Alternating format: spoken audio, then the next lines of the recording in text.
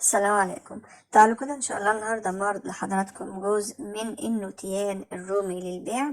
ما شاء الله تبارك الرحمن، بدون مبالغة والله دول باضوا عندي مرة واحدة، وكمان ما شاء الله باضوا عندي كل يوم. كلنا عارفين ان الرومي من الحاجات اللي بيبيض يوم ويوم او مرتين في الاسبوع على ما بسمع انا. لا، بفضل ربنا الحمد لله باضوا عندي مرة واحدة، وباضوا عندي كل يوم. يعني النتايتين دول كل يوم كنت بلاقي ما شاء الله بطين منهم.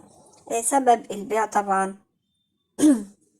انا اما باجي ابيع حاجه لو عندي فيها عيب بقولها. النوتيان من عندي ما شاء الله من احسن وافضل سلالات الفراخ الرومي.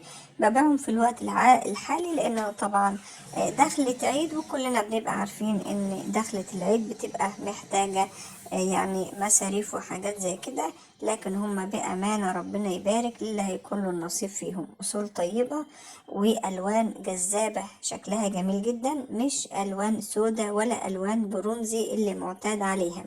وهوري لحضراتكم اصول الفرختين دولت. هتلاقوا الاصول بتاعتهم، يعني هتشوفوها دلوقتي دلوقتي حالا.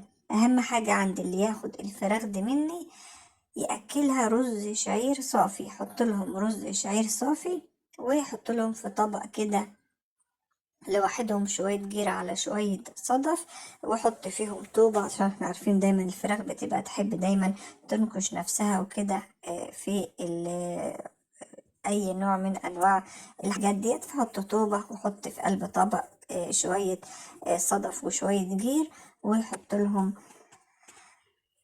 الرز الشعير والمية، وبإذن الرحمن هيبيضوا عندك كل يوم. أنا السلالة دي بأمانة باضت عندي كل يوم. يعني طيب معتاد عند الناس كلها تبيض مرتين في الأسبوع وحاجات زي كده. أنا عندي ما شاء الله باضة عندي كل يوم، لكن ببيع دلوقتي لأن أنا محتاجة الفلوس على العيد. وكل سنة وحضراتكم طيبين. الذكر عندي اهوت اللي هو الترك ده، والنتاية اللي هي صدرها كله ابيض ومن فوق برونزي. يعني السلالة مفيش احسن من كده. الذكر تركي والنتاية برضه تركي، بس هي من الديل برونزي ومن قدام ما شاء الله ابيض.